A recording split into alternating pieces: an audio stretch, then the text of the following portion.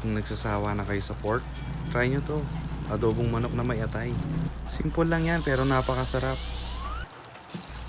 Rinse lang natin ng mabuti yung manok tapos lagyan natin ng asin.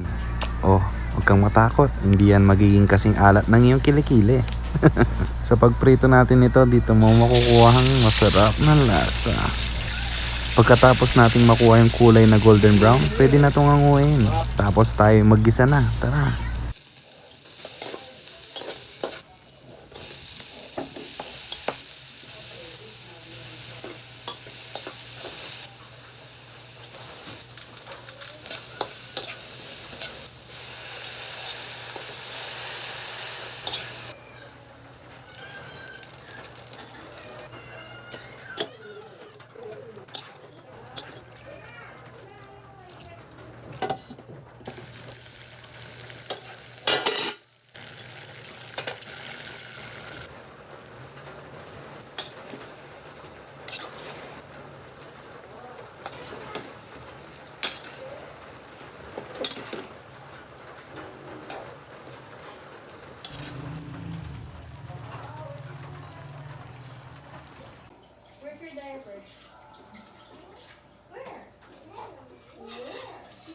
Ubus talaga yung kanin lamig dyan, mga pa.